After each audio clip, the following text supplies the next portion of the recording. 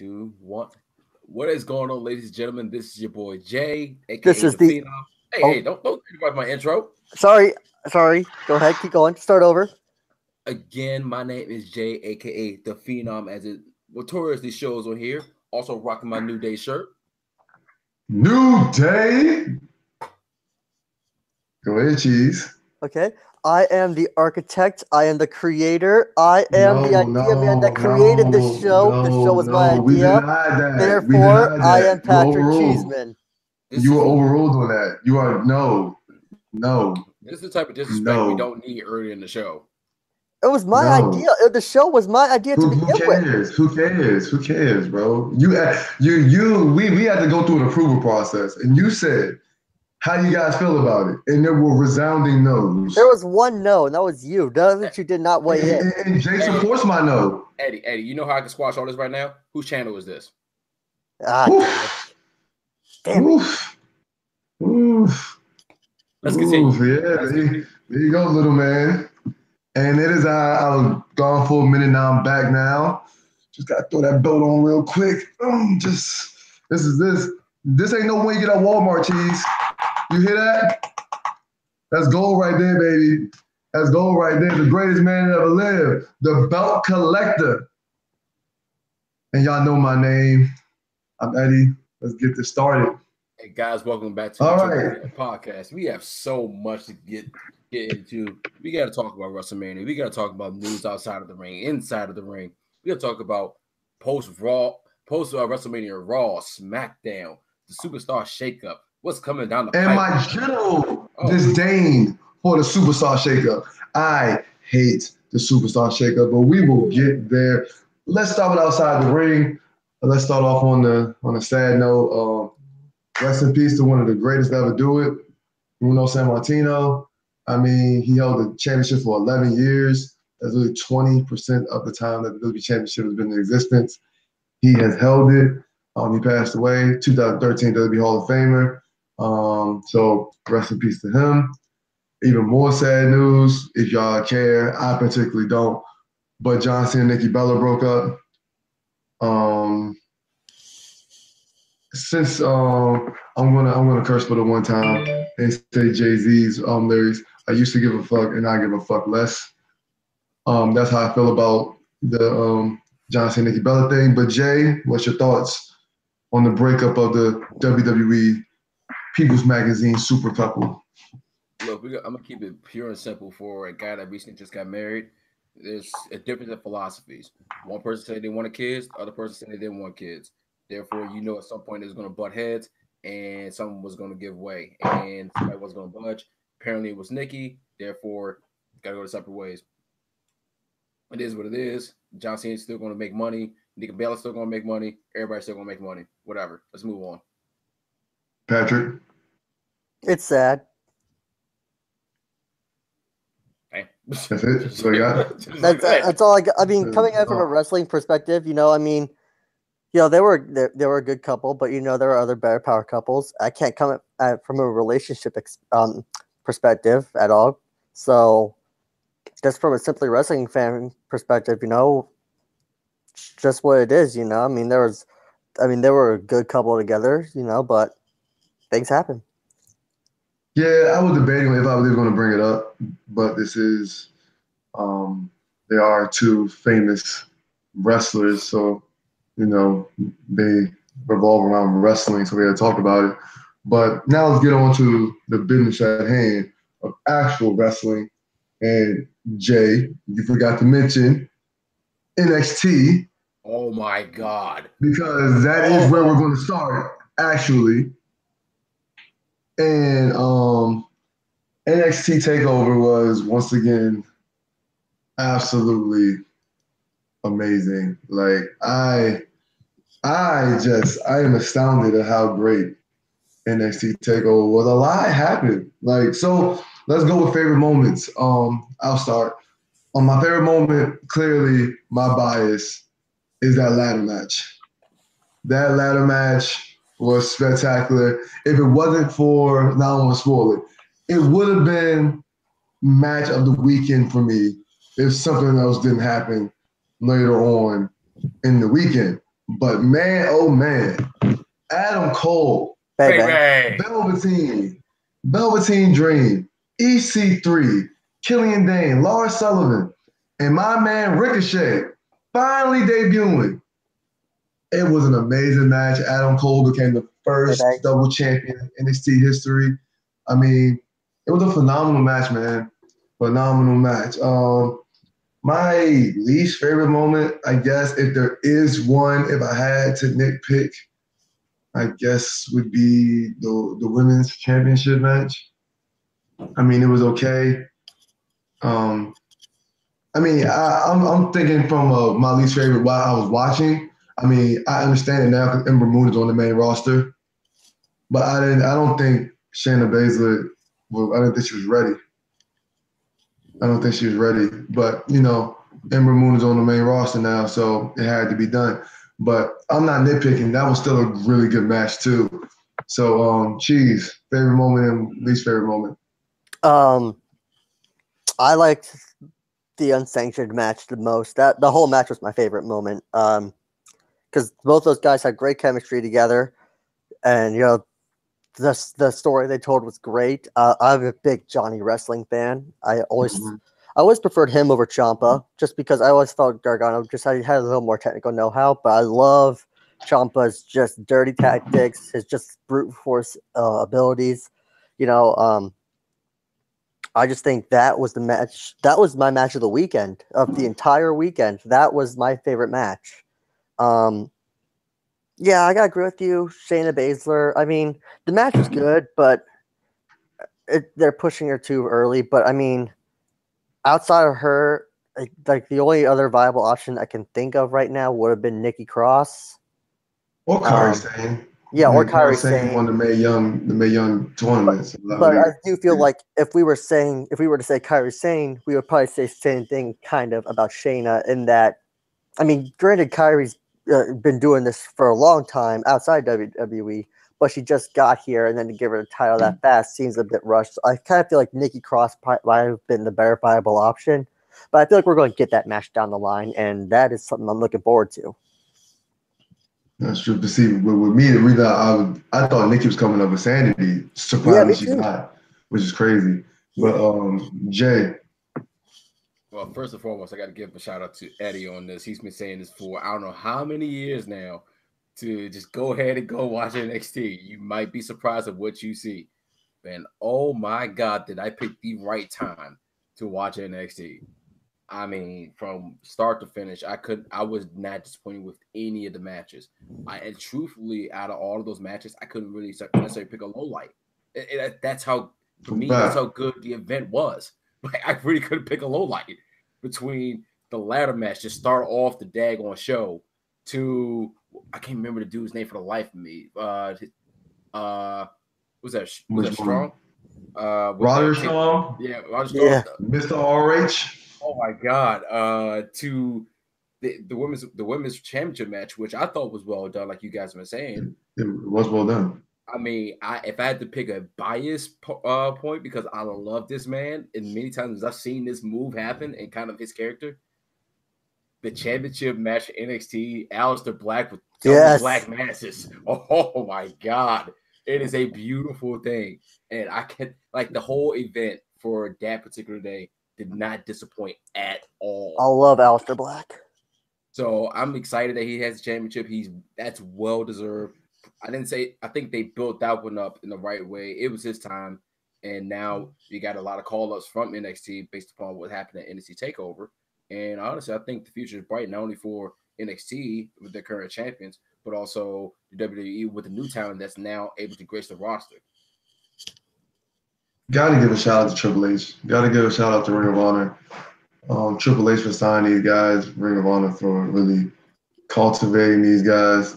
So, like, I mean, let's look at like just the alumni of Ring of Honor in general, like CM Punk, Daniel Bryan, AJ Styles, Samoa Joe, Seth Rollins, Kevin Steen, Tommaso Ciampa, Kevin Steen, El Generico, Sami Zayn. Adam Cole now, Ricochet, like it's Roderick Strong, Kyle O'Reilly, Bobby Fish, like these are all Ring of Honor people, and they have been. Oh, Cesaro, Yeah. Cassius Ohno. Like there's so many influx of talent coming from Ring of Honor that's really in the mainstay, in the front lines, on the front page. I mean, even Shinsuke Nakamura has competed in Ring of Honor. Like there's a constant influx of talent. When Triple H to go, you know what? I'm gonna sign these guys, and I'm gonna put these guys in the spotlight, and I'm gonna cultivate them to my style, and then send them to the main roster, or just have them put on these great matches in NXT. It's a tribute to Triple H and that Ring of Honor organization. But let's go to the big one, WrestleMania. Yeah. One of the greatest WrestleManias of all time. I might be able to argue it was the best WrestleMania of all time, but we will have that discussion at a later date. But what a phenomenal show. Jay, what was your best moment? What was your worst moment? Or do you guys want to go match by match? How y'all want to do it? I said let's do both. Let's do best moment, worst moment, and then let's go through each match. It's not too long, dwell on each match, but trying to give our thoughts on it. All right, so go ahead. Best moment, worst moment. Best moment. I'm sorry. I know people might say the triple threat match for the Intercontinental Championship because that was actually a really good match in terms of moments. But best moment for me has to be hands down Ronda Rousey. I'm sorry. Like from start to finish of that match, my first thought was, okay, we've seen the mic work, which is gonna grow. We talked about this ad nauseum, but we haven't seen her necessarily perform in ring. She's taken maybe one or two bumps before this match, but she owned every bump in that match. She had great. As soon as she got tagged in by Kurt, she looked the part. She literally felt like literally what she is now, a WWE superstar. And on top of that, she squared up with Triple H. It was piecing them up. I was like, oh my God, like, are we gonna see this? And I was like, yes, we are. And on top of that, to end it off with the classic Ronda Rousey style armbar. Come on, man. I couldn't be more happy with that. And on top of it, they couldn't let her lose in the first match, but everybody played their part so well. Kurt Angle did a great job. Triple H did a great job. Stephanie did a good job. Ronda Rousey's part of my at least for that particular moment, my MVP of the moment, because I was thoroughly pleasantly surprised, and I'm glad she performed well. Oh God! Now you talking about worst moment? That's hard. That's hard. Stop pussyfooting. I'm not, because I have one in mind, but I'm gonna say my worst moment was it's still gonna be the whole John Cena. It's the John Cena thing. Oh, yeah, we're gonna talk about that. Say that. We're gonna talk about that. Say that. I say John Cena Undertaker thing, because the reason I say that is, yes, I know and I'm not gonna go into the whole moments of what they were teasing throughout the match, like all these matches, but I felt like they could have did a little bit more with the John Cena Undertaker match. Maybe just a couple more minutes, maybe a little bit more offense from Cena. And it just seemed like they could have did a little bit more, as much as they were hyping it up for X amount of weeks now. For me, I mean, I gotta agree with you. My best moment and my match of the whole weekend is the Ronda Rousey, Kurt Angle, Triple H, and Stephanie McMahon. I mean, yeah, the ladder match was a better wrestling match. The unsanctioned match that Cheese was mentioned, the better wrestling match. But you want to talk about hype? You want to talk about pressure? There were people online that were saying, "Oh, Ronda Rousey is so far behind Shayna Baszler and the shorty from Absolution, and she's just so far behind. How's she gonna be ready? She looks so terrible. She's gonna fail spectacularly. Why is she on WrestleMania?" She busted her butt for a little under a year. No NXT, no warm-up matches. The spotlight was on Bright. This whole WrestleMania was primarily centered around her. More than Roman and Brock. More than Undertaker and John Cena. It was about Ronda Rousey. She's in the middle of the poster. The WWE just released a DVD about the Women's Revolution, then, now, forever, and she's in the middle of the poster. Not Charlotte, not Asuka, not Sasha, not Bayley, not Trish, not Lita, not May, Ronda Rousey. And she came in and she shut all of us up. She was phenomenal. She was phenomenal. In her first match, let's compare some of these other greats' first match compared to hers. She was phenomenal. And my least favorite part, like Jay, is I don't have a problem with the match, and we'll discuss the match, but just in the early moments of WrestleMania, just the constant going to John Cena. I'm trying to watch wrestling. I don't care if John Cena's in the crowd. Oh my God, that was a great move. I don't care. I don't care about John Cena reacting to these matches. We missed some wrestling to look at John Cena's reaction to wrestling. I don't pay $9.99 for that. I'm not like some of y'all that only buy the WWE Network when it's free to pick up WrestleMania with a different email address. I pay $9.99 every month. I don't pay that every month to look at John Cena's facial expressions to wrestling matches. And so, and a close second would be the Braun Strowman and Nicholas thing. It's cool. It was funny. It's trending or whatever. But the Bar has been a top 2-3 tag team in WWE for the past 2 years. And for them to lose to a child was kind of a disservice. But I get it. They did it for the views. Cheese. Before you let Cheese go, I would have said that Braun Strowman moment. I said they should just put Kurt Hawkins out there and give him his first win. But I mean, Cheese. I was kind of underwhelmed by WrestleMania overall. I'm not gonna lie. I thought there was four big matches. Five big matches on there. 2 of them delivered. The Rousey match and the Asuka Charlotte match. The other 3 kind of fell apart. I said it for a year. I did not care at all about Roman versus Brock. I didn't care then. I didn't care now. I didn't care about the surprise finish at the end. So I'm not talking about it. The John Cena thing was definitely a low light for me. I mean, you have all that just for a 3-minute match. I mean, you could have given us more. Also, AJ versus Shinsuke. Very short. Just kind of ended. It was 20 minutes, bro. The match was 20 minutes. It was 20 minutes and 20 seconds. I just didn't feel like I don't know. I just didn't feel like that was as good as it could have been.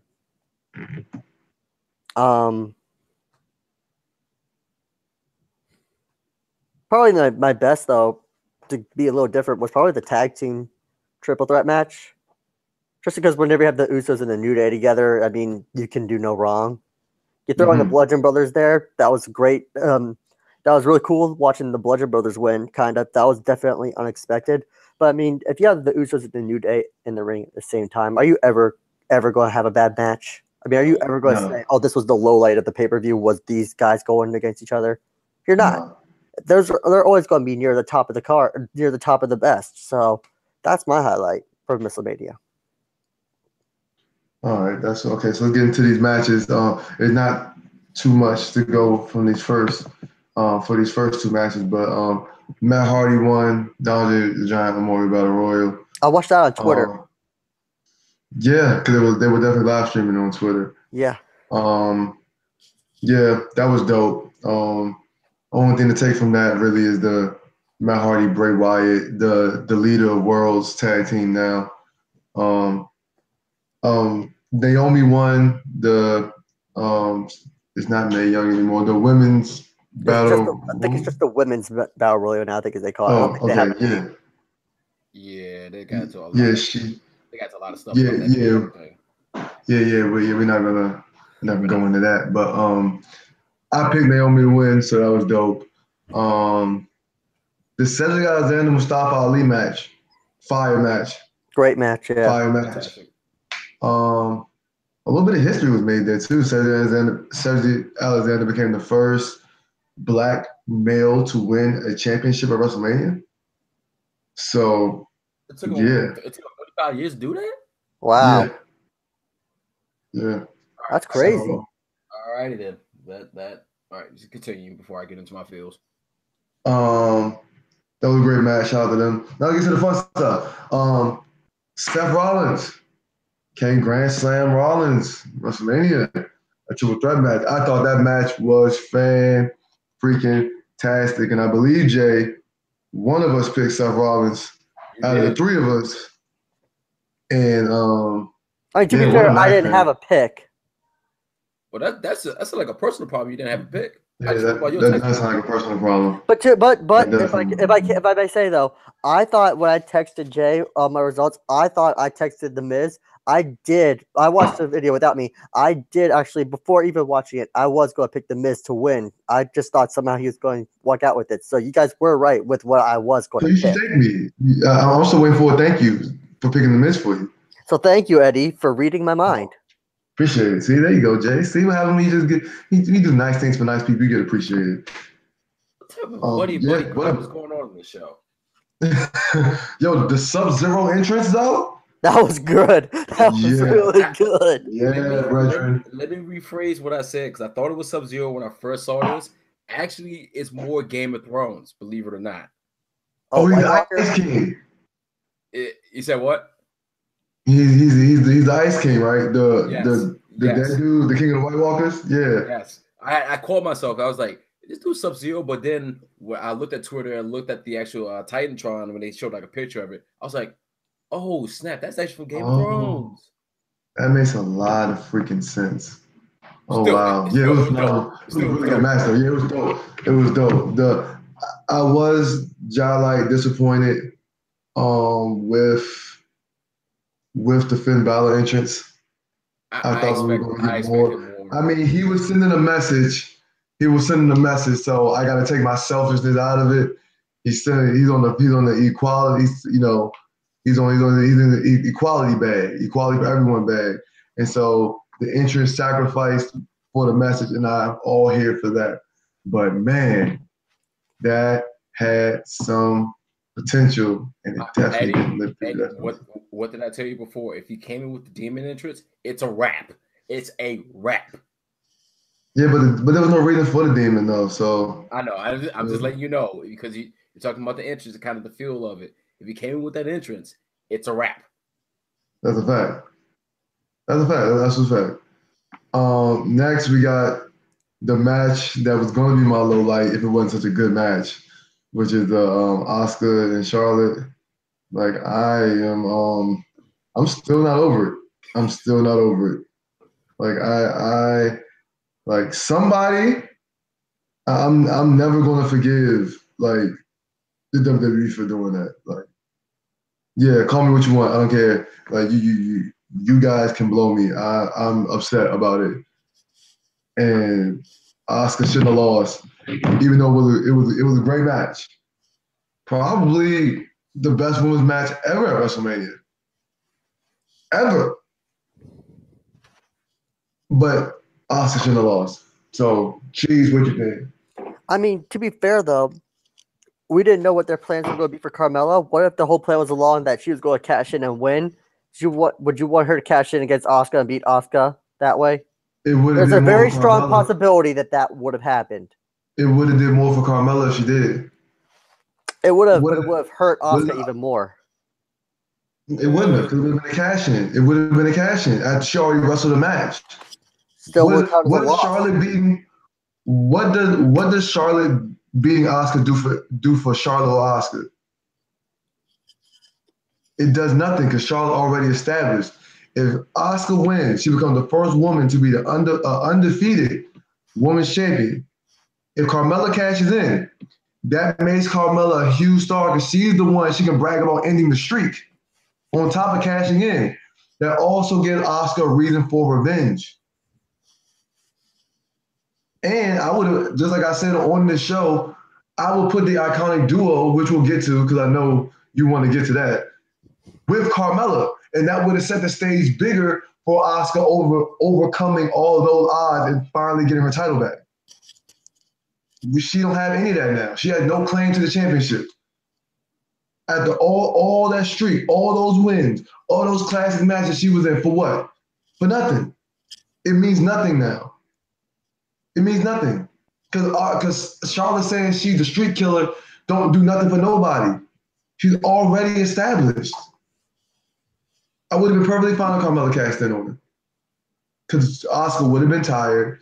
She would probably hit her with the briefcase or something like that and ran away cowardly with it. I would have been just fine with that over her just losing square up to Charlotte. For what? For all that, I would have rather lost to Nia Jax like last month. It would have did something for Nia Jax. This does nothing for Charlotte. Just like when Charlotte's pay-per-view streak ended at freaking Roadblock or whatever that pay-per-view was, Fastlane, it did what that do for Bayley. I don't know, bro. I don't know. Well, for me, I was thoroughly surprised. I would have thought after all this build-up, for 2 years or so, for Asuka being undefeated, it would have been a perfect culmination for her to win it at WrestleMania, in my opinion. Honestly, if she were going to lose to anybody, I'm not saying Charlotte isn't a worthy opponent because she might go down as one of the greatest, if not the greatest, women's wrestler that we've ever seen in our lifetime, and in the industry. But I feel like a more viable opponent that Asuka should have lost to before Charlotte would have been Nia Jax. And we've seen the brutality that Nia Jax has put Asuka through and how she just skirted away with victory after victory against Nia Jax. But to Eddie's point, I kind of agree with him. The fact that I'll make a reference from the gentleman, but obviously it takes much more of a precedent in terms of how this would go. Gentlemen, do you remember? I think it was WrestleMania 31 when a certain architect cashed in on a Brock Lesnar and a Roman Reigns. That was awesome. That was awesome. Mm-hmm. You want to talk about that? Is the first time the Money in the Bank briefcase has ever been cashed in at WrestleMania, and you understand how shocked literally everybody in the world was that Seth Rollins cashed in on that and won and walked away with the title. Could you imagine, based on everything Eddie just said in terms of the premise that Asuka is an undefeated champion, she walks out and she's the SmackDown Women's Champion, and nobody's ever claimed to that. She's probably like Alberto Del Rio on his last leg. Next you know, you hear Carmella's music. She is sprinting down that long aisle, which actually was not as long as the one last year, thank God. And next thing you know, briefcase, hit her in the face, hit her with a super kick or her version of super kick, title. We were talking about that for months, not weeks, months. So, but just speaking about Asuka and Charlotte alone, I think Asuka should have won.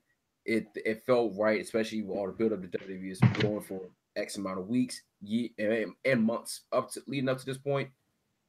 Not saying that Charlotte's a good opponent to lose to. Don't get me wrong. I'm not saying take anything away from Charlotte, but we got to realize that you built a storyline, finished the storyline, then create a new one out of that. Because now what? What does all those wins amount to now? It feels kind of it feels kind of hollow to me. It almost feels like WWE gave up on him.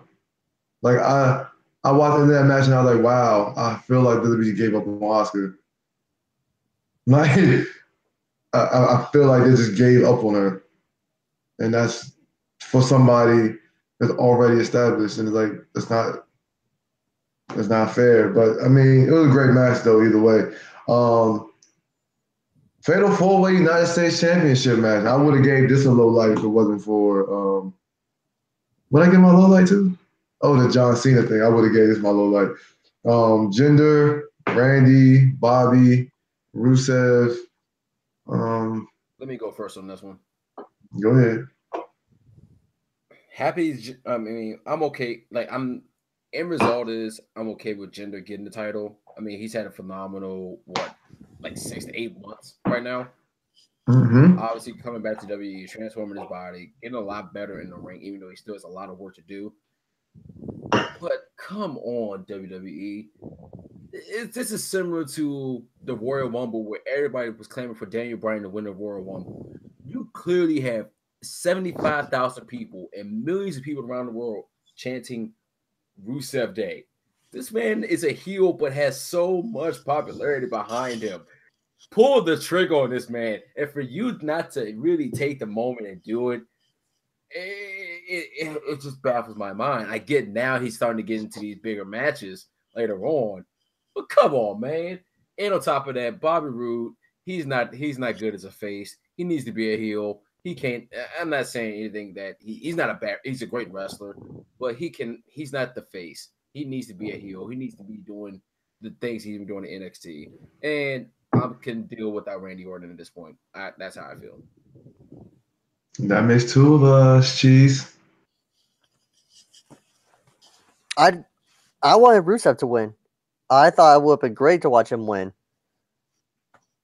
I mean, the whole thing with Jinder Mahal winning was pointless because now he's on Raw and he doesn't even have the title anymore. So the whole thing. Wait. We'll get to that. We'll get to that. Okay. All right. But I mean, the whole thing was pointless. You know, yeah, all this. Yeah. Just give it to Rusev already. He deserves it. But what you're saying is it would have been Rusev that would have been taking that L early this week if we're going to reference that. But Rusev is not wouldn't be hurt by it as much because he's still over with the crowd. Crowd doesn't really care about Jinder at all. Oh, they hate him. No, they hate him. They literally hate that. Yeah, man. So they don't care. So Rusev could lose the title. Everyone will still come out singing Rusev Day no matter what.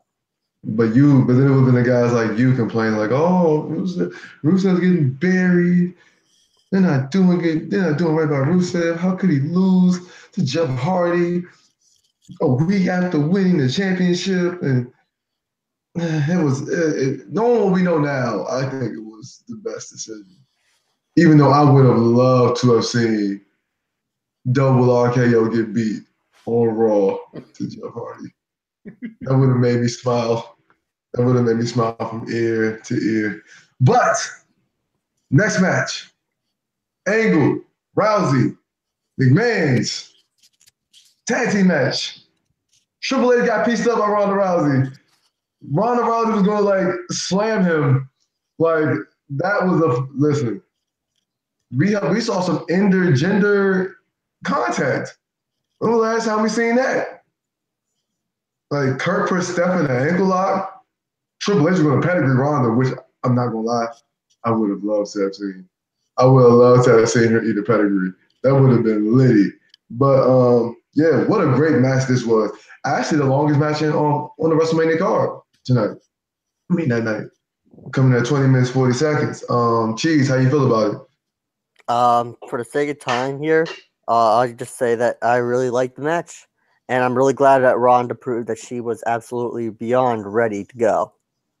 Mm-hmm. Still needs some polish. She still needs some polish. But I mean, just time. Yeah, it got time. Just give her the short amount of time that she had. Yeah, no, I'm glad she was definitely ready to go. You only really give your opinion on it. Me and Jay have already talked about it. High points. The Bludgeon Brothers versus the Brothers versus Usos versus New Day. Oh, another thing. Yo, those 3D graphic entrances. Yo, that was cool. Super dope. Yeah, this was a quick match. It was a fun match. My biasness was toward the Usos. I wish they would have came up with the dub, but I understand why the Bludgeon Brothers won. Jay, how you feel? Since we already know how Cheese feels about this match. Mm-hmm. I kind of wish I could have seen more in terms of, I think it was a little bit more panning to the crowd, and I think more John Cena, I believe, during this match. But I would. No, that was at the end of the Oscar match, I believe. Oscar match. Yeah. I feel like we should have seen a lot more from this match. Well, not a lot more, but just a little bit more. I was happy with the result. I mean, Bludgeon Brothers, they've been dominant ever since they got repackaged. So, shoot, perfect time to put the belt on them. I can't be mad at that. And on top of that, like G said, you got the Usos and the New Day in the same ring. I mean, you're still going to get in-ring chemistry regardless of who's in the ring. That's true. Next match, The match that came in at 2 minutes and 45 seconds. John Cena versus The Undertaker. I actually had no problem with this match, to keep it a stack. I heard you guys say it was part of your lowlights earlier. I absolutely had no problem with The Undertaker coming out and washing John Cena. I mean, John Cena had no time to prepare for The Undertaker. So why would it be a plus 10-minute match? He didn't know he was Undertaker or not. He was literally in the stands as a fan. The Undertaker probably always knew that he was going to come out for John Cena. John Cena and Undertaker were going to come out for him. And what would that make the Undertaker look like if an unprepared John Cena can make it competitive? It doesn't make any sense from a realistic purpose. That Jay can't come on the football field and lock me up. When was the last time you played football? I haven't. I got a bad knee too, so I played football yesterday. I've been playing football every week for the past since August. So you're not coming out and you're not locking me up. It doesn't make any sense. Not just, I'm gonna just decide to come out one day and just square with him. It doesn't make any sense. So him getting washed gives us a second match because they're probably gonna go at it again at SummerSlam. So that's dope. And he creates another this John Cena. Does he still got his storylines? Because remember, that was the whole thing on John Cena's road to WrestleMania. It was chance after chance after chance to get into the spot he won, to be 17-time champ, and he kept losing. He lost at Elimination Chamber. He lost in the Fatal 5-Way.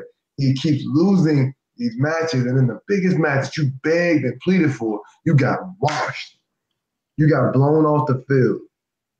And so his redemption story to get back to The Undertaker is probably going to make more money than just this. So to me, it made a lot of sense. I understand the complaining because I was one of them people like, yo, I've been hearing you bitching moaning about The Undertaker for 3 weeks, 4 weeks. You should have gave us a good match. But when you really sit down and think about it, you're not going to beat a professional with no time to prepare.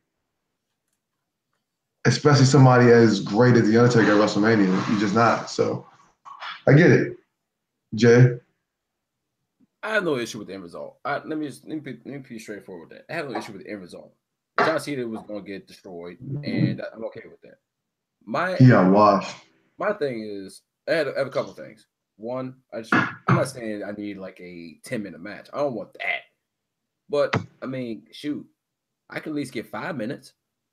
That's not too difficult to ask, I don't think. Especially if Goldberg can do it. That's just one portion of that.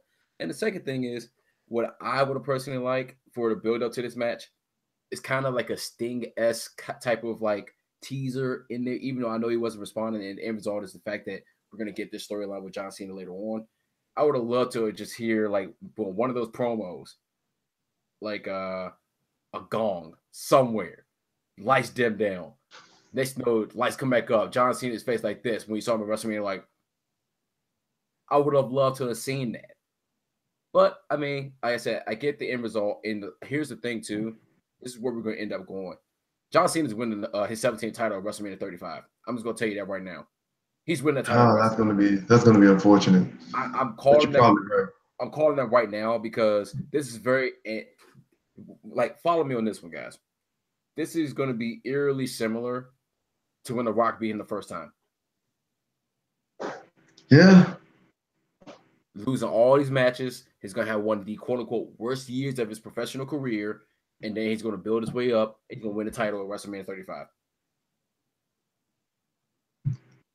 I think with this match and with the AJ and Shinsuke match that we're going to get to, I feel like we got to understand that this is not, those two matches weren't about ending the story. It's about starting one. There's still some more to do. So because these matches weren't as great or as long as you wanted them to be, it's because of look at where they are in the story. We're in the beginning. We're telling a story. We're not finishing one. So I think that's what people need to learn. But Cheese, how you feel about it? I just wish it was a longer match. That's all. I don't mind the result. I just wish it was longer.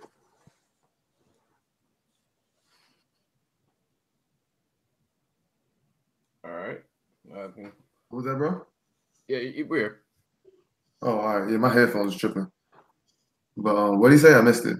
He said he just wish he wanted to see just a longer match. That's all. I mean, he's okay with the result. Okay, cool. Then we got WrestleMania. WrestleMania versus Generico. We got it. Daniel Bryan and Shane McMahon versus Kevin Owens and Sami Zayn. I mean, it was cool. It was a cool match. I mean, all I wanted to see was Daniel Bryan get the dub, and he got the dub. So, I got what I wanted out of it. Cheese. I'm just glad we finally got Daniel Bryan back. That was definitely like the moment of the night. Was just the place erupting with yes chants. Was just great. Nice. That was probably the loudest pop of the night as well. Yeah, no, I kind of thought Zayn and Owens were going to win just because, I just thought they would be rehired, but they would end up still going to Raw anyway. But yeah, no, I really liked it. Obviously, the low point was just with Shane McMahon, but that being said, he wasn't that bad in the ring. He was still pretty well. But yeah, definitely the moment of the night was just watching Daniel Bryan come back out. I mean, what a way to win your first match at the same place you won a WWE Championship, defying all the odds. Mm-hmm. I mean, dang, you can't beat a moment like that if you're Daniel Bryan, having to fight all this way from obviously the crowning moment of your WWE career, double championships, yes, everybody chanting yes, and then coming back and then winning it at the same place where you had one of your biggest moments. It was good. And it was good to see the crowd honestly get back behind him the same way they used to. He hasn't lost a step. I have to say that he has not lost a step, even being away from the ring technically for 2 years. That's fantastic. And honestly, now we get more dream matches out of Daniel Bryan. I mean, the possibilities are endless right now. So I'm happy, and I think we all are happy. Mm-hmm. It's true. We were just talking about a match that kind of went too long. Or went too short. This is a match I thought kind of went too long. Nia Jax and Alexa Bliss. I wanted Nia to blow Alexa off the field, bro. I did. I feel like Alexa got way too much offense, and I'm happy Nia won the belt. It's long overdue. But I felt like for all the smack Alexa was talking, and for how much of a powerhouse Nia should have blew off the field. That match should have been 245.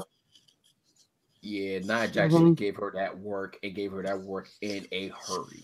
Yeah, that shouldn't even have been a match. And on top of that, you talk about, I'm not gonna bring that issue up that they discussed at nausea at very length regarding the whole like body shaming. Yeah, the body shaming thing. But man, that they should have used that as the anger point and just let her just basically bulldoze right through Alexa Bliss. But still happy with the result. And Nia Jax has finally got the championship that she's been deserving for months now. So I'm happy for her. I like the match a lot. I'm really happy for Nia Jax, who finally got the title now. Yeah, it should have been a squash match, though. It should have been squash levels easily, given everything. But, can't really do anything about it now, I guess. That's what we can. AJ and Shinsuke. Go ahead, Cheese. I don't know. I just didn't feel like people talked about that match very much. And watching it, I'm just like, I don't know. I was hoping we were going to get a throwback to the New Japan match that they had. But I don't know. I just thought I'm kind of surprised that they kept AJ as champion. I would have thought they would have given Shinsuke the title there. Yeah, I don't know. I just thought it was an okay match. I beg to differ on that because Only because now that you see what Shinsuke Nakamura has turned into as a result of that match, I honestly think the grudge match at SummerSlam, because you know AJ's going to want to get more out of him. That might be the match we might want to see. I truly believe that. Hey, let's keep in mind too. I mean, if you're based on what you just said, there's going to be more build up between AJ and Shinsuke, especially they're going to represent the New Japan days through the common road. I mean, it was still a good match. They still have chemistry. They clearly see it. But now that you enter a heel Shin, you get a lot more that we haven't been accustomed to seeing. Also, just as a side note, before I let Eddie get his comments on this one, entrance of the night. I tried to tell you, Eddie. I said if that man comes in with an orchestra, he's going to win. And I did. What did he do? He came in with not only guitars but multiple violins all the way down the ramp. Oh, did I tell you, man? I'm sorry. Only because Finn sacrificed his entrance for a bigger message. That's not. I'm sorry. That's irrelevant to me right now. What did I tell you? You were right. I'm done. The only thing he didn't ride under the shark. I was disappointed he didn't ride under the shark, but it's all right. I live with that. For me, I didn't think the match was as bad or underwhelming as everybody thinks. Yeah, I mean, if you compare any match to that match in New Japan, you're going to be disappointed. So, yeah, I actually like the match, but we all know that it's the end of the match that's way more important than the actual match. It goes back to what I was saying earlier about the match didn't need to be super greatest match of all time because we're about to get more matches out of it, including one on Friday, but we'll get to that. Yeah, Hill Shin. Like, we're going to actually, the next time we see these guys go at it, they're going to actually be a story around. It's not just going to be, oh, we wrestled one time and only like a certain percentage of the fans have actually seen this match. But we're going to just say, yeah, this is the match we all want to see. WWE, dream match. Only fans who watch New Japan know it happened in New Japan. Like, casual fans wasn't really hyped for the match because there's no story behind it. But now there's actually a story behind it. I like the heel Shin. I like the endless low blows. I am thankful for the return of low blows. Because that is the dirtiest thing you can do to a man is to hit him in the nuts. And I am always here for the cowardly, super coward heel. Especially when he's like, I no speak English. I like that. Too soon. Oh, I like it all, man. I like it. I know. I'm saying that's too soon, though. We gotta go to. No, you're right. You're right. I got a little bit too excited. I did. But yeah. So next match, I'm not doing this. Go ahead, Jay. You talk about Braun and Nicholas, and you can go ahead and do that. I'm not doing it. I'm good. See, you're gonna be surprised at what I tell you. Both of you. That's not the way I wanted Braun to win his first title. That's not really the way I wanted it to happen. They built him up so well. It would have been great to see him either walk out with Kurt Hawkins or Elias. Definitely Elias would have been fantastic. Yo, Elias, shout out to Elias, man. Because that joint, his segment was so lit. Oh my God. I get the feel-good story, but the problem is the feel-good story ends when you kind of learn more details of who the kid is. I'm not taking anything away from him. It's a great moment, but it's part of the WWE family already. It kind of underwhelms me at this point, and the Bar deserves better. I mean, they've been such a great tag team, and I think on this show that we said that not really sure how they're going to work out when they first got formed because they're two like button heads, and next now they fight one another. But I mean,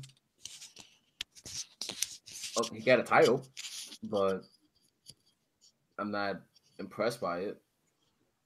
Especially since he gave it up like the next night. It's just it wasn't even 24 hours. I think they should have done better by him in terms of giving him a partner that would have, like I said, either for me, it would have been either Elias or Kurt Hawkins because they built that Oh, he's still winless thing. So I don't know. Jeez. I honestly thought it was gonna be Samoa Joe. I honestly thought that it's going to be like, yeah, I got a partner. Here he is, and it's just Samoa Joe, and then we would have gotten Braun and Joe, and that would have been amazing. Yeah, I didn't like the result that they got that we got though. But at least he won. Yeah, he finally won a big one. Shout out to Braun, man. The main event, Cheese. Yeah, and go to you first to get all the. Pass. Nah, brother. No. This is the Universal Championship. This is the main event of the biggest wrestling promotion's biggest event of the year. The whole wrestling world, the world, and almost in general, stops this on this night. You are going to address this match. You will not disrespect us. And you were just talking about how much of a wrestling fan you are. You will not disrespect WrestleMania by not acknowledging this main event. Speak up. Fine. I still didn't care for it. Boy, I can't wait to see you in that Air Samoan shirt, boy. I can't wait for that. That will be coming soon, by the way. I still owe you. Don't get me wrong. I still owe you. Yeah, I know. You take your time. We're in no rush here. Logs on the WWE.com right now. But I mean, I don't really know what to say. I mean, he took 6 F5s. When Braun Strowman lost with 1. Everybody lost with 1. Yeah, so I didn't like that. I was surprised. I was caught off guard when Lesnar won, and that was revealed like an hour later. Oh, he signed a new contract. That's why. So, but I'm like, so he's gonna win now at the Greatest Royal Rumble. So it's like, we'll get there. Now it's not gonna be that, but it's not gonna be as big of a match. I mean, this is WrestleMania. Like you said, this is the show of shows. This is WrestleMania. You're gonna have him win on a lesser pay-per-view now. I'm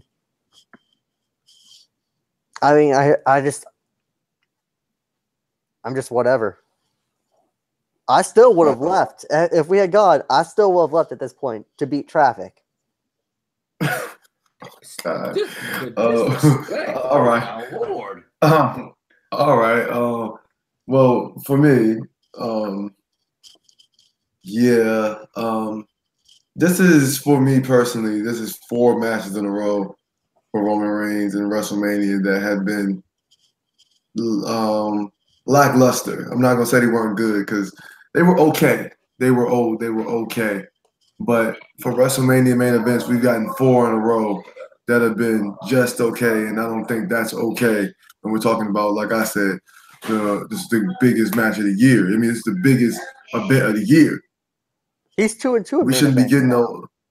That doesn't matter. You're talking about the actual performances. He's a 2-2. I'm talking about the quality of the match. I'm talking about the quality of the match. I don't care about his win-loss record. Shawn Michaels has lost like in the top 5 the most WrestleMania matches. I just said that to myself. Because I just realized that. Yeah, I mean, like his match with Triple H, I didn't particularly like it, and I actually wanted to see that match. His first match with Brock before the cash-in, I didn't like that match. I didn't like this one too much, and the one with Undertaker last year was repugnant. So it's just not rocking for me with him in the main event. Maybe it's because every time he's in the main event, they're putting him with some like part-timer. Maybe if he's in there with Seth or not Dean, but maybe in there with Seth or Finn or Braun or Joe, it's a better match. But just for me, in terms of just the match, I'm just not a fan. Brock winning, I now hate Brock Lesnar, so that pissed me off even more. That's another main event dud for me. Jay.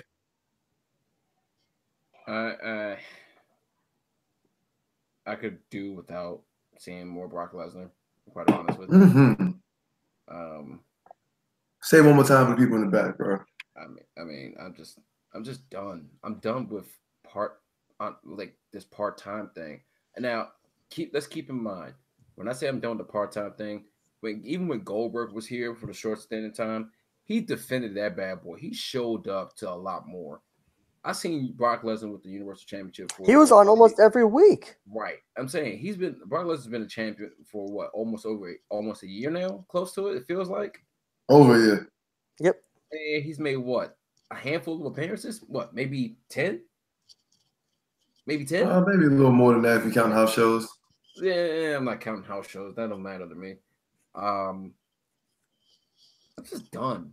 I mean, there's no innovation in his offense. He suplexes people. He S5s people. He doesn't put anybody in the Kimura lock anymore, which I would be okay with seeing that again if he did.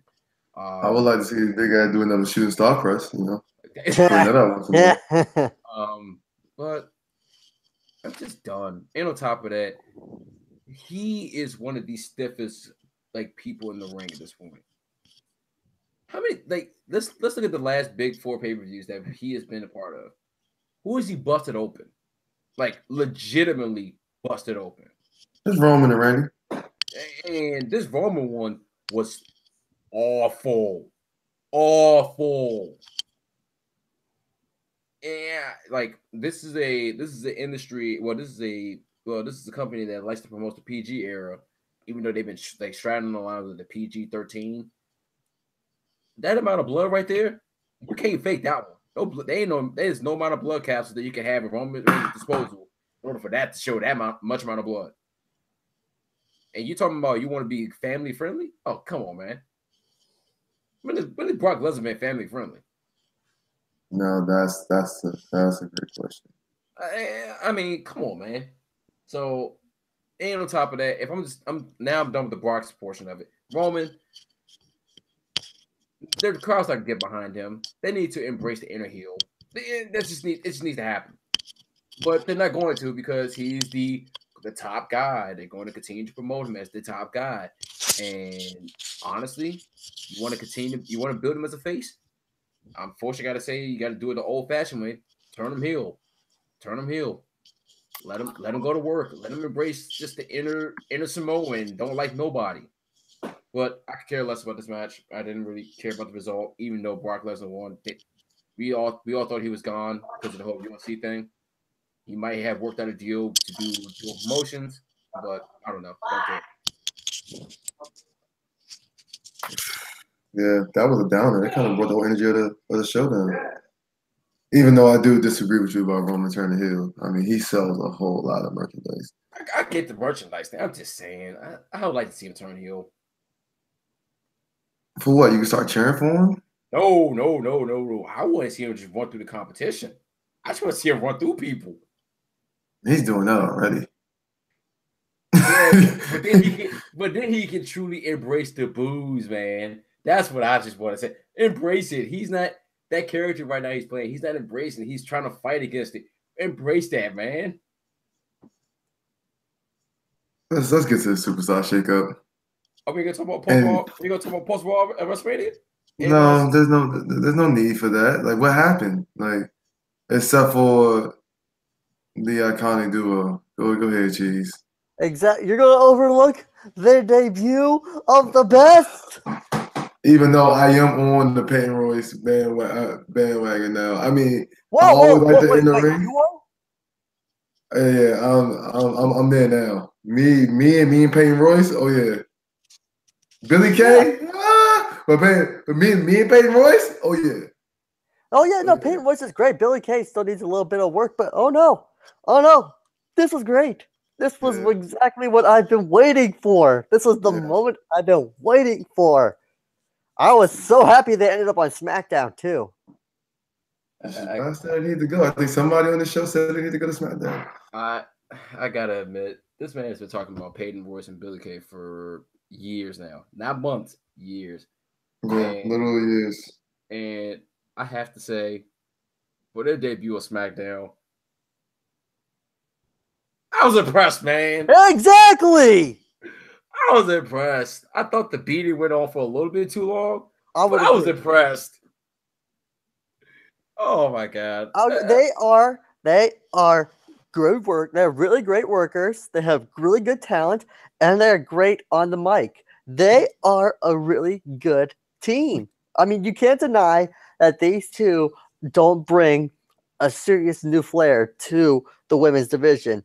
And you watch them, if they're serious about doing this women's tag division, you I watch was just them. about to get to that too. Yeah, if you watch them and they do that, and they go up against people like a Naomi and Becky Lynch, The or Bella Twins is the money or match right there. the Bella Twins come back, or even a Charlotte and Asuka, like we're going to get at some point. We're going to get great matches out of them, and future women's title reigns out of them. I am excited for this, guys. Get on my level of excitement. Come on, it's fun up here. It's fun up here. Come on. No, bro, that's not happening. I have not seen this level of excitement for Cheese out of any of our shows up until this point. Yeah, I'm not doing that. I'm not doing that with him. It's fun up here. It's fun on top of the mountain. Come on. I'm not going here with you, bro. Cheese, I'm not going there because look how long it took you to get on the Uso bandwagon, and you expect us to get on the Peyton Royce Billy Kay bandwagon. Stop it. I'm on the Peyton Royce bandwagon. I'm talking about both of them as a combo. That's all I'm saying. Oh yeah. I'm not doing that. That's all I'm saying. But also, you know what? I got to do this too. Shout out to the E, because they kept the Bay in the E, as in Paige, as being the new SmackDown GM. Yes. I'm so happy. I'm so happy they kept her. And I'm sad that she's not wrestling, but I think she's going to do well in this GM role. I truly believe that. And I mean, obviously, we know she's a great talker, so she'll be able to work all of this. And the first night of SmackDown, I mean, yo, I'm gonna need the Teddy Long impersonations to stop though. I do. That was cringy. You and Shane, yo, leave that Teddy Long, the dancing, the player. Oh, the player? No. Yeah, that was a fun one-time deal. Now let's never do it or speak of it ever again. It wasn't even fun. It was just I could do without. All you had to say was in honor of Teddy Long, and we made the match. Don't do no player. Don't do no bouncing. Don't do him like that. Come on, don't do him like that. Eddie, I'm not gonna disagree with you on the bouncing thing. Personal thing, it was cringy. It was super cringy. Think about what I just said though. No. I understand. I understand what you're saying. And, I mean, we all got it, but it was still super cringy. Yeah, I agree. But Superstar Shakeup. Can I talk about how I hate it? SmackDown 1, man. Yeah, but I gotta talk about how I hate it first. Yeah, I'm sorry. I didn't mean to go ahead. Go ahead. Because it doesn't make any damn sense. It has no rhyme or reason to it. It has no formula to it. Why are people just showing up on your show? Why the guys that you want to actually show up on your show and be seen, they're doing like video packages? Because, I mean, you would assume if you're going to bring up Andrade and Sanity, that you would bring them up the night of a shakeup so that people can actually see their faces, not video packages. And then, why are people – what does it make any sense? Oh, yeah. Here comes random guy. Welcome to the brand. Why can't there be like an announcement of trades like in an NFL draft? Like this, I mean, like it seems like the Raw traded 9 people for the Miz. Like from the way it just doesn't make any. They need to rethink the way they go about presenting people switching shows. People being traded. There needs to be a way to understand why and how these superstars are getting placed where they are. It just doesn't make any sense. I mean, shout out to shout out to the young and switching shows. Like Cheese said, SmackDown 1. I think Jay agrees. SmackDown 1. I'm gonna read to you guys who switched. For Raw, I mean, Raw got the Ascension, Baron Corbin, Bobby Roode, Breezango, Gable, Ziggler, McIntyre, Jinder, KO and Sammy, Mike Bennett, Mike Kanellis, Mojo, Natalia, the Riot Squad, and Zack Ryder, while SmackDown got Absolution, Andrade, Oscar, The Bar, Big Cass, the Club, Jeff Hardy, The Miz, R-Truth, Samoa Joe, and Sanity. So I think we all agree that SmackDown won this. But I think there should have been a more formulaic way as to how they were presented to the public. I don't know if you guys agree with me or not, but I just a random just showing up. Like, hey guys, I'm here. Like, doesn't make any sense. I can see that for the NXT guys. I can see that for like the way Drew McIntyre showed up. But I don't get it for like gender. I would say the best way to probably do that is a classic in terms of just basically do it the way they did the Raw SmackDown draft. Yes. Just do it that way. That was fun. I mean, I'm not saying that it's going to be like so crystal clear, but I mean, when you did the Raw SmackDown draft all these years ago, when you had like before their brands basically merged, that was a lot of fun. We had a lot of fun with that. So I think that's a better way to promote that in terms of you're going to shake things up a bit. And then next you know, you get all these people that you want to talk about that come out of nowhere. Hey, now they're announced. Here we go. Yeah, like I would rather them be like, you would literally show Kurt Angle and Paige in a room. And they're just literally like sliding each other like pieces of paper. Like, I want this person. Oh, you want this person? I'll give you that person for them, or something like that. Because you can literally look at them. You can look at this. You can look at some of these guys on the roster, and you can see one-to-one trades. Like, you got Absolution for the Riot Squad. You know what I mean? Like Natalia for Oscar. Like, you can see it. You can see it. Breezango for the Club. Like, you can see the one-to-one. Zack Ryder for R-Truth. You can see the one-to-one comparisons for these trades. So why not announce it? And on top of that, Why not announce it? I'll say what you also do too is that when you did the draft, something like that, you would have the superstars in the back looking at what's about to go down. Yeah.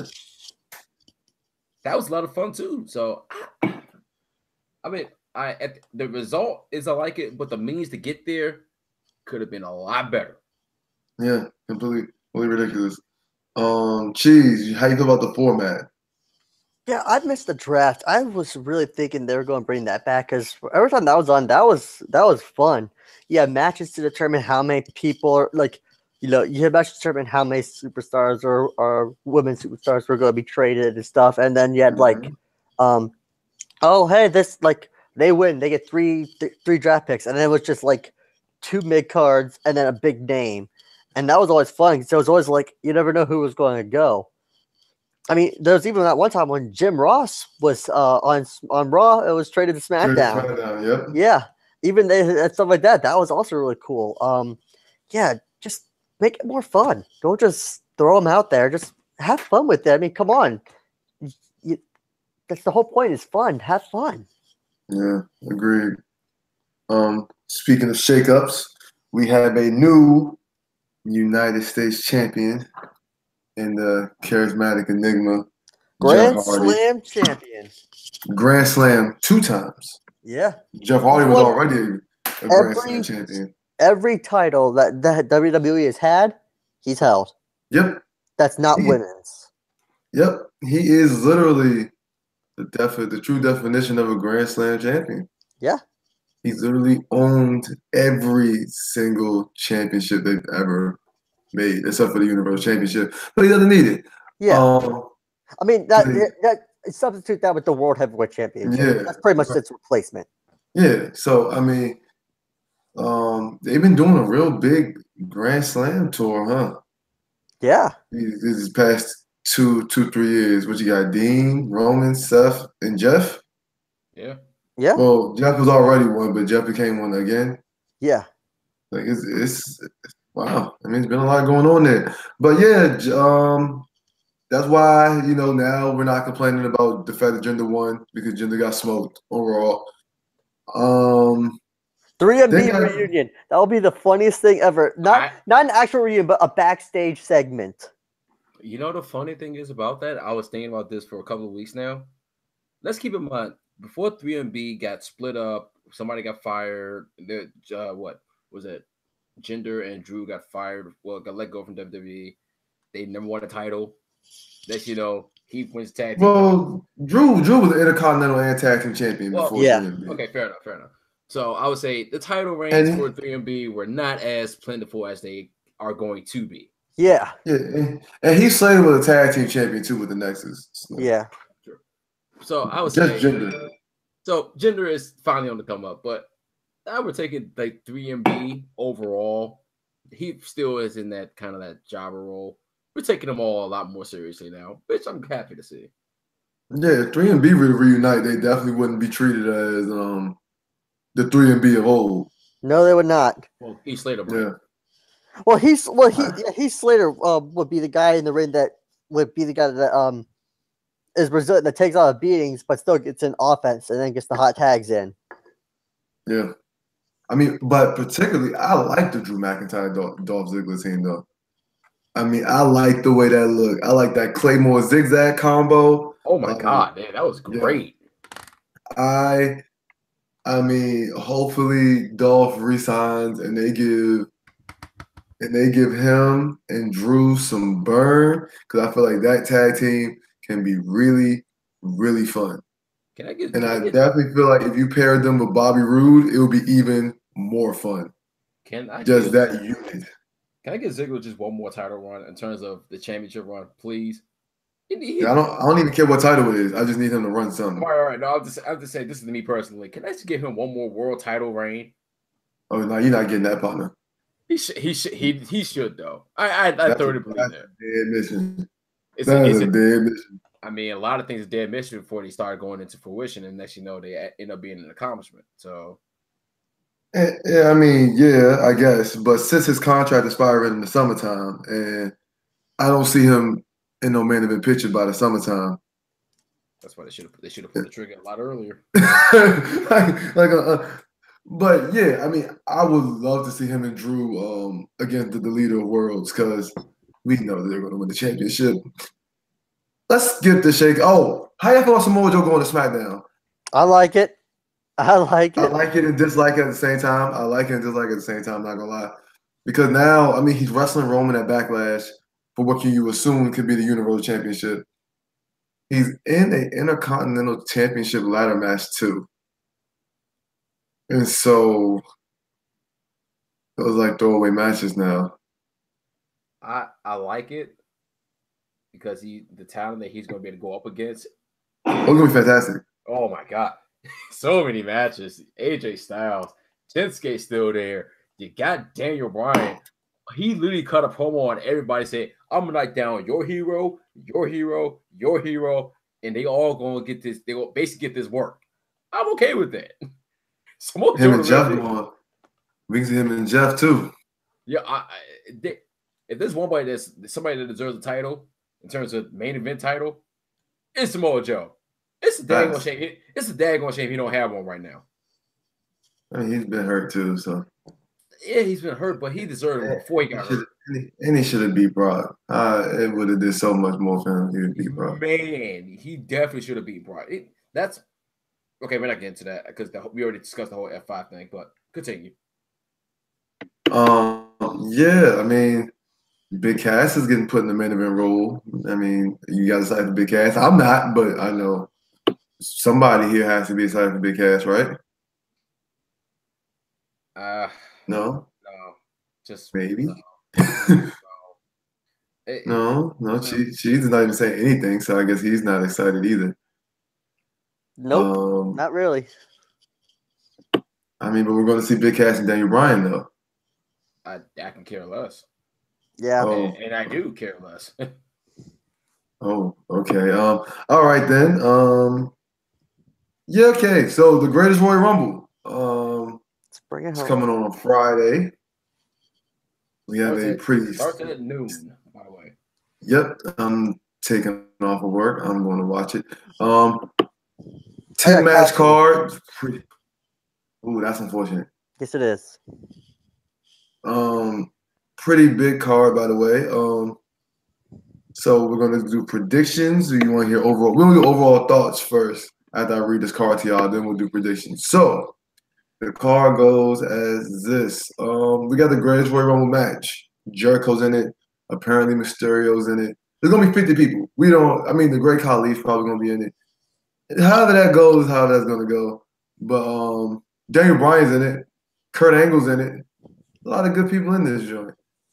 Second, we got Brock versus Roman. It's a steel cage match for the Universal Championship. We got Seth, Finn, Joe, and Miz in a ladder match. We have AJ Styles versus Shinsuke Nakamura for the WWE Championship match. We got Jeff Hardy versus Jinder. In the United States Championship match, we got Bray Wyatt and Matt Hardy, the leader of worlds, versus Cesaro and Sheamus of the Bar. We got Cedric Alexander versus a to-be-determined opponent. Probably Mustafa Ali, probably Buddy Murphy. We'll find out. We got John Cena versus Triple H. Really? Mm-hmm. Yes. And we got The Undertaker versus Rusev in a casket match. Was there any overall setup? thoughts on the cards? Was there any setup for the John Cena Triple H match, or did they just say this is what's going to happen? This is what's going to happen. No, Okay. yeah. They announced that the same day they announced the event. Okay. It's a pretty good card. I like it. It's a shame just to get touch into world politics for a brief moment. It's a shame, Saudi Arabia has their rules and laws that they do, so we can't get any good women's matches. But Eddie and I talked about that this morning. There's we've already had a bunch of good women's matches, and we're going to get more down the line. So we don't really need some. But to be fair, though, it would be nice just to see just one women's match. But I get it. I can't speak for their beliefs and whatnot, but it is what it is, and I respect their beliefs and ideals. But outside of that, that's literally the only minor gripe I have. Outside of that, it's a good card. Yeah, this is, and just like I was explaining to Cheat earlier, this is basically a glorified house show. Yeah, it is. That we're lucky to be getting in the first place. It's kind of similar to the Beast in the East that we got, which I was actually really excited for when that came out as a glorified house show.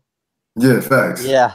So also, Eddie, I'm gonna need you to put some respect on that title and stop having it around your neck. You are not Pete Dunne, who has it in his mouth when he wears his title. Shoulder, you wear it proud. You know how many people have worn their title around their neck. Wear it proud. I will wear this. I will wear this. The Usos wear it this way. Exactly. Thank you. Whatever. But so continue. Match card wise, I love it. I love it. I really do. Like I said, my only gripe with it starts at noon. Yep. It might be work. So who knows? We'll see what happens. But great match card. No complaints. We can get into the predictions. Prediction. Okay, let's start from the bottom. Undertaker versus Rusev in a casket match. I think we all know what's going to happen here. The Undertaker is going to wash him. Just by the way. Yeah. Did anyone? Did we ever find out why that match was scrapped and then re-happened? Why they said they need Lana's permission for that match to happen? It's a work. It was a work. I don't think we'll ever find out.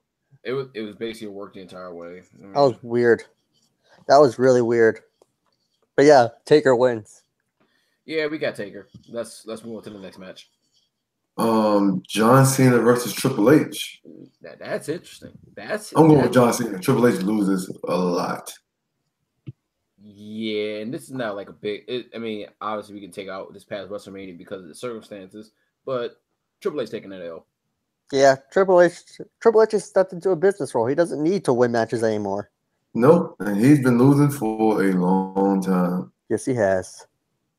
King of L's. The King of L's. The King of L's. That's true. The Bludgeon Brothers versus the Usos. That'll be fun. That will be fun. I'm praying that the Usos can once again become SmackDown Tag Team Champions. With Sanity coming up, yes, with the Bar now on SmackDown, it's better that the Usos go against the Bludgeon. I don't want to see the Bludgeon Brothers in the bar off the rip. I'm gonna have to go with the Bludgeon Brothers, man. Yeah, me too. It's the only reason I say that. As much as I want to roll with you, Eddie, I don't think they're taking them off from them this soon for their tag titles. What they might do now that they're starting to bring up Sanity and all these tag teams on the SmackDown brand is do like another tag team like tournament and then restart it that way so we get more tag team matches. But I don't think I think Bludgeon Brothers hold on to it for right now.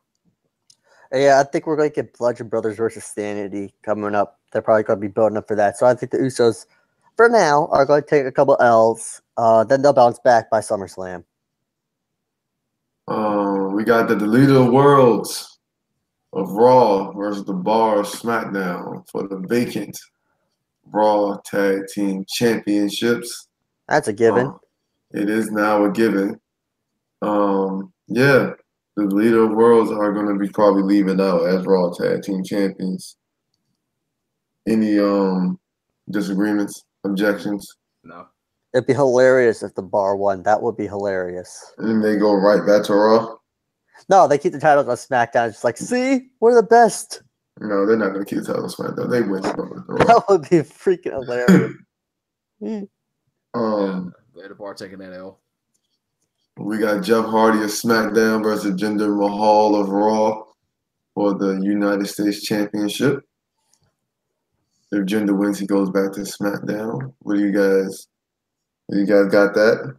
Brother Nero is continuing to hold on to that belt. It's a lot more. You can do a lot more with it. The IC title is currently on Raw. He's not going back to SmackDown. He's had his run on the show. Brother Nero continues to be Brother Nero. Patrick? Yep, that's what's going to happen. And I kind of hope we get not a long one, but just a brief little few reignition of Hardy versus Orton, just because you look at that back in the mid-aughts, those matches were actually really good. Let's get some really good Jeff Hardy moments, too. I know you guys don't like Randy Orton, but you got to admit that feud with him and Jeff Hardy was pretty darn good. Yeah, yeah. So, next match. I think his camera's frozen. Oh, shoot. It might be. Oh, goodness. I think that next match, I don't have the card. He has the card pulled up right now. I believe that next match might be it might be the Universal title match between Brock and Roman, if I remember correctly. Yeah, we know Roman's going to win that one now. I ain't going to say all that. Oh, there he is. Hang on. He's calling back. He's back. Hey, Eddie. I'm back, and I'm back, and I'm back. Where did Jay go? I'm here. Oh, there it is. Okay. AJ versus Shinsuke. WWE Championship match. That match is on the card. Where are we going with this? Cheese. For the sake of being different, I'll say Shinsuke wins. I was going to say Shinsuke, so you're not being that different. Jay? Only because they're probably doing a bit of the SummerSlam. AJ retains because Shinsuke, with the master of low blows, is going to continue to low blow the crap out of AJ, and it's going to be absolutely hilarious. It's going to be fantastic. It's going to be fantastic. The low blow mania is going to be fantastic. Because we know there are at least going to be two of those in this match, and the third one's going to get him disqualified. Oh, smart. So we got a fatal four-way ladder match for the IC Championship. We got Grand Slam Rollins. We got Finn Balor. We got Samoa Joe. We got The Miz. Samoa Joe and The Miz are both SmackDown compatriots. Who do we have leaving out of here at Intercontinental Champion? I'm going with Mr. Burn It Down, Seth freaking Rollins. Go ahead, yeah. Let's give it to Finn this time. Let's mix it up a little bit. Why not? Hot take. I mean, it's between those two. It's between those two. Why not? I mean, I was trying to be different before, but Eddie and I agree with Shinsuke. This is a 4-person match, technically it's only between two. But Yeah, I'll take Finn. Why not? Oh, spicy. You hear that, Jay? Hot take. Hot He take. put a little it. seasoning in his food. Look at that. Look at that. We got Brock versus Roman and Universal Championship match. Jay, go ahead and we can talk about that.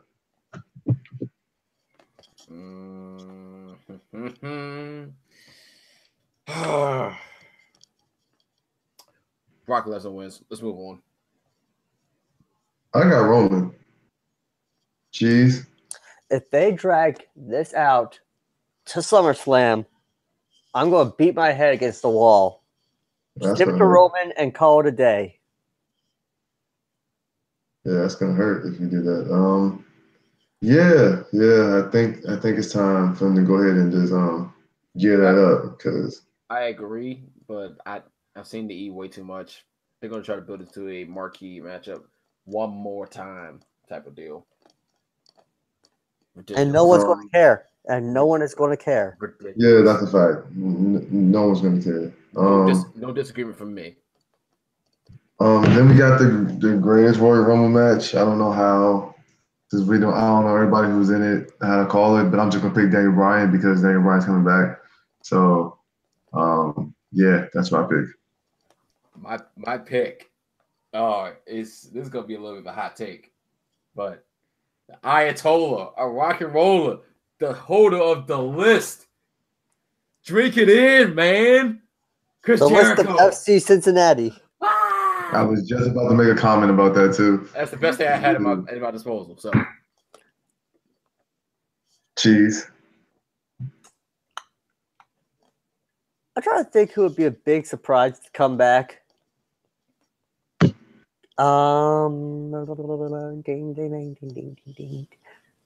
Dean Ambrose.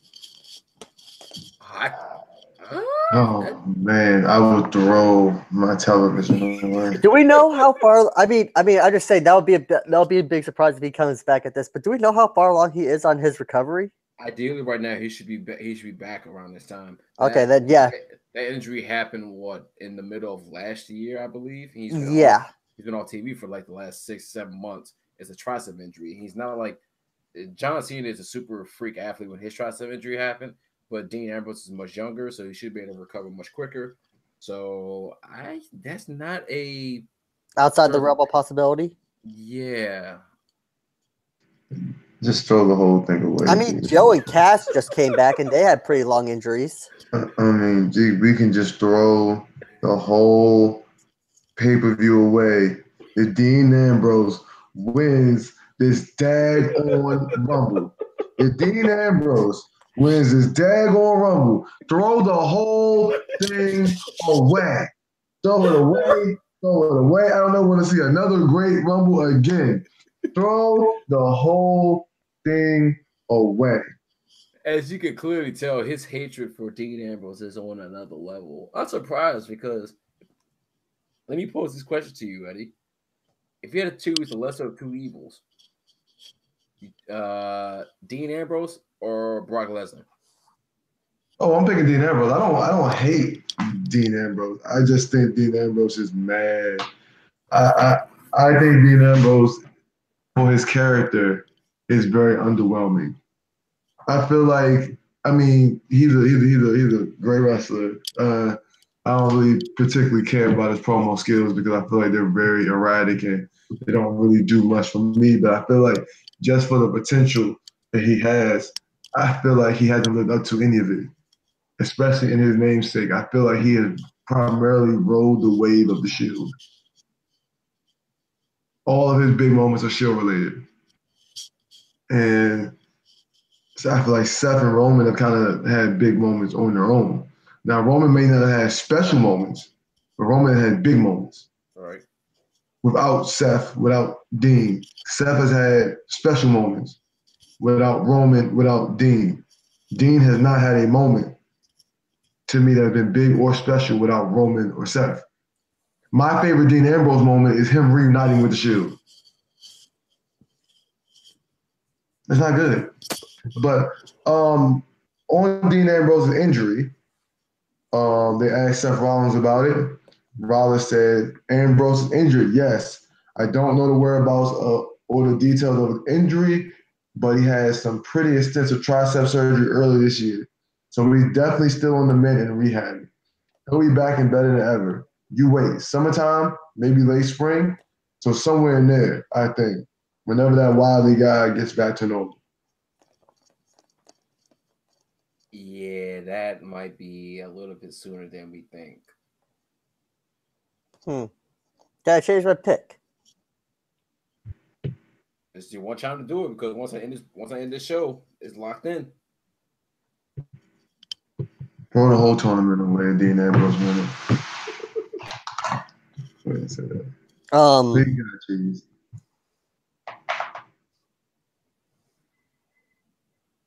Shit, there's no one else. There's like no one else left. I mean, You can always jump on this Daniel Bryan bandwagon. You choose Rey Mysterio if you want to get real testy. You can pick the Great Khali because he's probably going to be there. He never wins. He get knocked out. He's getting knocked out in the first 50 seconds. No, he's not. He's a former world champion. Put some respect on his name. Stop it. We're not gonna go to that one. I'll take Daniel Bryan then. Yeah, if Dean Ambrose doesn't show up, then I'll take Daniel Bryan. But you never know. You never know. I mean, this is kind of basically the whole thing is basically a whole throwaway thing for the most part. I mean, throwaway. I mean, they never said winner of this gets a title shot or anything. They just said no, 50 dudes just fighting. So you never know. He could show up anyway. Then we don't see him again for a couple of months, and it would not matter. It's time we can just throw the whole thing away. Yep. I mean, I'm really just not excited for that. As soon as she said that, my whole mood went back down. It went back down to like the level we were talking about the Brock and Roman thing. It's just wow. That bad, huh? I'm tired of it. I'm tired of it. But you know what, Chief? You're not gonna ruin my day any further today. This podcast is done. We talked about everything. The Eagles are still the Super Bowl champions. The draft is coming up Thursday. I mean, what can you do, man? That just put a smile back on my face. Like the schedule's out. I get to have some lovely revenge, hopefully this year against Eddie's Eagles. Hopefully. Man, you don't need to worry about me, man. You need to worry about Green Bay. Yes, you do. Well, I would be. Every time Rodgers comes back from an injury, he wins MVP. Oh, okay. That's. I mean, you can beat us, but hold on. You can beat us and still not make it to the playoffs. I'm just saying. I mean, we have. Oh, hold that over your head forever. Excuse me. We have the Rodgers stopper in Mike Zimmer. Let's keep this real here. And that defense has stopped Aaron Rodgers we talking spicy on multiple occasions. And let's also keep in mind too, Mike Zimmer's defense was the one that put Aaron Rodgers on the shelf. No, Anthony Barr being a dick is what did it. No. I'm sorry. Man. I'm sorry. You got tackled. It's having your shoulder, your collarbone got messed up. It happens. Nobody said anything about Tony Romo's collarbone. If they did, Tony Romo a punk. Whatever. Oh. But Aaron Rodgers supposed to be this bad man, supposed to be one of the best quarterbacks, talent-wise, we've ever seen in the world. Well, go come back during Carolina, think you're going to save you up for the playoffs and throw a couple like 3 picks. I called that too, by the way. Well, he's supposed to be the savior. Oh, Aaron Rodgers is coming back to save us. He can throw in the Jordan. No, I remember she was talking mad. She was talking mad spicy when he came back from Carolina. It got washed. That man should have stayed at home. He should have stayed working on that contract, becoming the Bucks part owner. Oh man, that was funny. Yo, gee, you remember that day? You remember that whole week, bro? You was talking so spicy. Oh man, it got washed. Cam said, "You see that? You remember that? You watch film? Woo, Christian!" Oh man, and I hate Clay Matthews, so that made me smile. Yeah, I'm gonna say, how your team gonna start talking mad trash? They still Cam Newton's like, oh, you watch a film, huh, boy? I got you. Those around. I was like, oh my god. I hate Clay Matthews. So it was so much joy just watching him just get embarrassed. Even if he ran the real route, it still would have been a touchdown, which makes it even more funnier. Oh, Oh man. Well, go ahead, Cheese. Talk to him, Cheese. Talk about revenge. I don't need to talk. I'll just let his actions speak for themselves. what throw picks against my defense? I mean, Xavier Rhodes is probably the fifth best. Not even the best. The roads have always been wide open. You are disrespect. Oh, I'm sorry. The roads have been wide open. Your entire defensive line, your defensive linebackers, and your corners and your free safeties have been wide open for the last 5 years. Only reason why y'all been relevant is because of Aaron Rodgers. That's the only reason why. And we win titles. On the luck of Aaron Rodgers.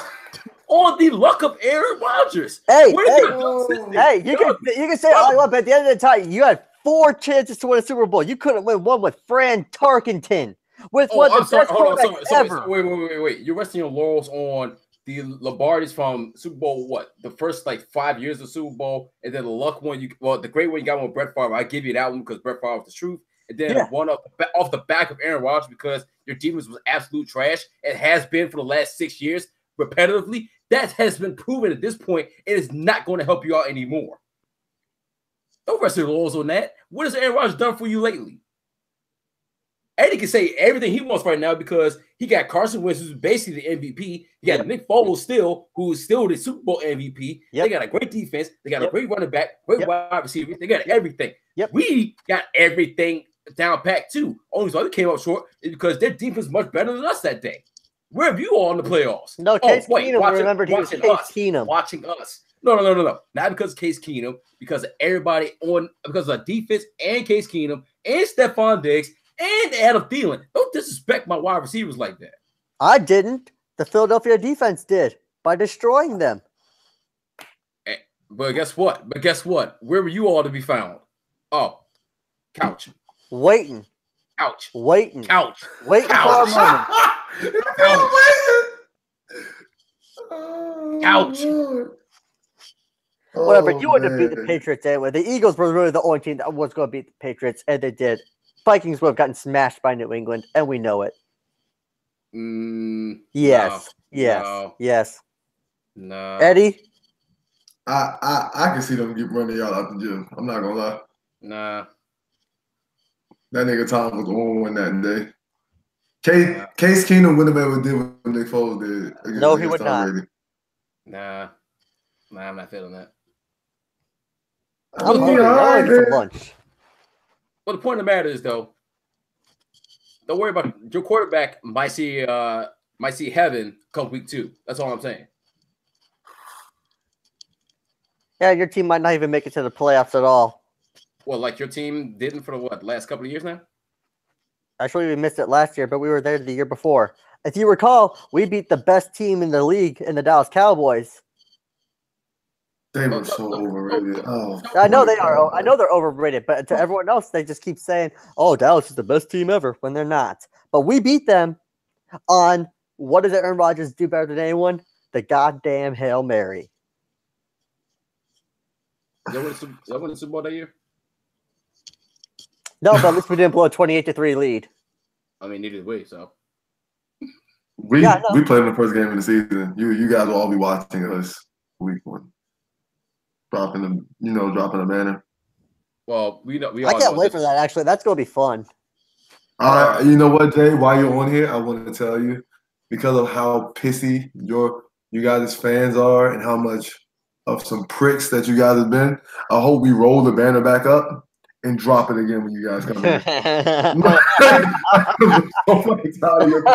am so tired of Vikings fans. I really hope that we roll the banner right back up and drop it again. It doesn't matter if you guys beat us that day, because that banner is still going to be there. I'm so sick of your fans. I'm so sick of Vikings fans.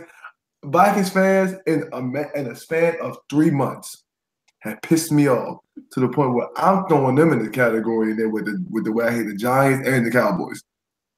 Oh, that's just so. I want every NFC East game. I need that banner going up and going back down. And when you guys every quarter, And when you guys come, the banner to go right back up. I want them to drop that banner on the field, on the 50-yard line, before the coin toss. Before the coin toss. Well, you guys can see. You guys lost. You didn't just lose, you got washed. And instead of just taking your loss like men and women, you guys want to call in the field, oh, they're fans. Oh, the Vikings threw the game because they're scared for their lives. Man, listen. You got washed. You got washed. Hey man, I told you straight up when the game, before the game happened, during the game, after the game, and months after the game, we took the L. I'll be right. I said from the first person to tell you, I'm a Vikings fan. I was excited after that first touchdown we got because everything looked good. It all went downhill. Eagles were a better team. Don't know what the heck the rest of the Vikings fans were doing. Can't really blame anybody on the Eagles for just beating the living crap out of us. We can't put any points on the field after that first touchdown. I don't blame you for your anger against Vikings fans. And it's not against you. And if we do it, I just want you to look away. Just turn your face. I mean, I can't. But no, I can't argue. I can't. Like I said, I can't argue with the anger. I mean, it's thoroughly justified. If you take the L, you take the L. Just take your L like a man. Take your L like a woman. Come back, regroup next season. Cheese, take your L's, Cheese. You're not good at taking your L's, Cheese. I mean, I have been. Tired of this. All right, my fiance calling me. Let's wrap this thing up. All right, so I don't know how about football, but whatever. But guys, I hope you enjoyed this episode of the Triple Threat Podcast post Wrestlemania. Like I said, all of our Twitter descriptions will be down in the description down below. Follow us. We'll be talking obviously Raw, SmackDown, some NXT. Hopefully this next week or so. But in the meantime, I am your boy Jay, the Phenom. I will come up with a different nickname next time. I am Patrick. Champion. Oh my God. And this is Triple Threat Podcast. We out of here. Y'all have a good day.